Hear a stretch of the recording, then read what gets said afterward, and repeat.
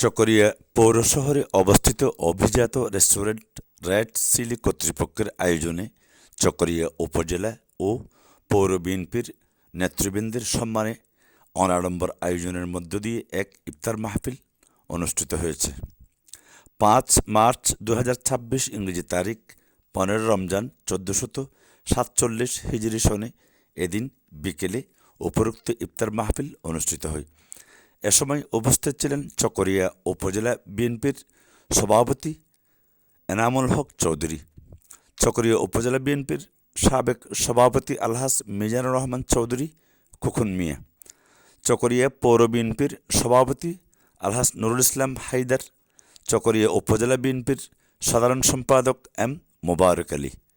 উপস্থিত ছিলেন চকরিয়া উপজেলা বিএনপির নেতা ও বরৈতলী ইউনিয়ন পরিষদের সাবেক চেয়ারম্যান জালাল আহমদ শিকদার, চকরিয়া উপজেলা বিএনপির নেতা ও চকরিয়া আবাসিক মহিলা কলেজের সাবেক অধ্যক্ষ প্রফেসর মঞ্জুর আলম, চকরিয়া পৌর বিএনপি নেতা মোহাম্মদ আব্দুর রহিম, এম গিয়াসউদ্দিন, সাবেক ছাত্রনেতা রোটারিয়ান ও বিশিষ্ট ব্যবসায়ী আলহাজ মোহাম্মদ শফিউল্লাহ, বিএনপি নেতা আলী আহমদ মেম্বার, সাইফুল কবির চৌধুরী, চকরিয়া প্রেস ক্লাবের সভাপতি মোহাম্মদ ওমর আলী, চকরিয়া সাংবাদিক ফোরামের সভাপতি বি.এম. হাবিবুল্লাহ, চকরিয়া সাংবাদিক ফোরামের সাবেক সাধারণ সম্পাদক মোহাম্মদ নুরুদ্দোজা, চকরিয়া সাংবাদিক ফোরামের নির্বাহী সদস্য মোহাম্মদ ওমর আলী সহ বিএনপি ছাত্রদল, যুবদল, স্বেচ্ছাসেবক দল সহ চকরিয়া উপজেলার ১৮